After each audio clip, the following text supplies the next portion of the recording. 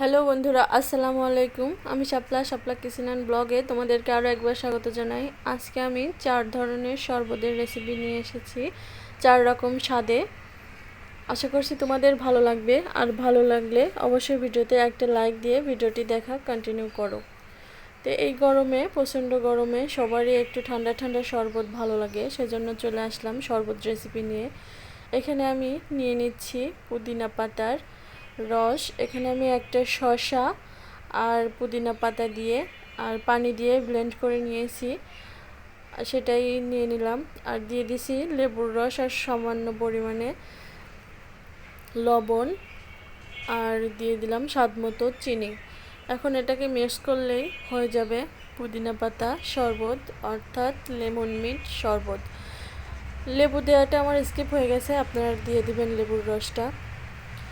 আর তারপরে বানাবো আমি এখন তরমুজের জুস আমি এখানে নিয়ে নিয়েছি। তরমুজটা ছোট ছোট কিউব করে কেটে তারপর ব্লেন্ড করে রসটা নিয়ে নিয়েছি, স্ট্রেনারে সেকে তারপর রসটা নিয়ে নিয়েছি। আর দিয়ে দিলাম পরিমাণ মতো লবণ আর চিনি। এটাকে গুলিয়ে নিলেই হয়ে গেল তরমুজের জুস। একেবারেই সিম্পল 4টি জুস নিয়ে এসেছি, আর খেতে অসম্ভব মজা। তারা বাসায় ট্রাই করবেন ইফতারিতে।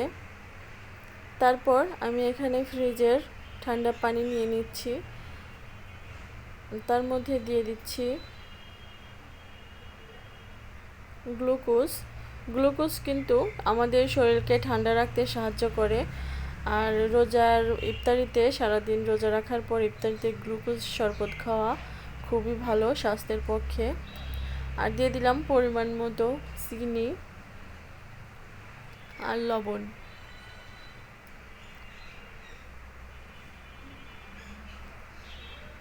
আর এখানে দিয়ে দিব আমি 1 চিমটি পরিমাণে বিট লবণ।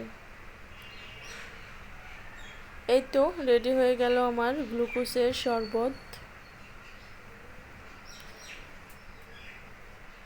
তো আমি আরেক গ্লাস গুলানোর জন্য এখানে নিয়ে নিচ্ছি ঠান্ডা পানি, তার মধ্যে দিয়ে দিচ্ছি ট্যাঙ্ক,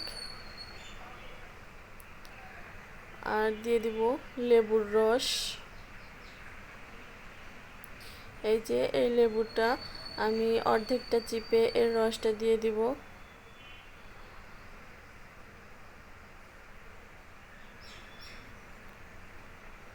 দিয়ে দিচ্ছি চিনি,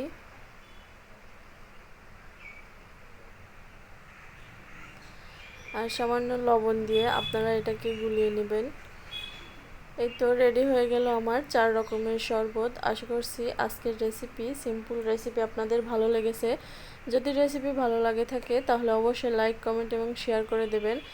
আর আমার চ্যানেলটা সাবস্ক্রাইব করে পাশে থাকা বেল বাটনটি অন করে দেবেন, পরবর্তী ভিডিও আপলোড করলে তাহলে নোটিফিকেশন আপনাদের কাছে পৌঁছে যাবে।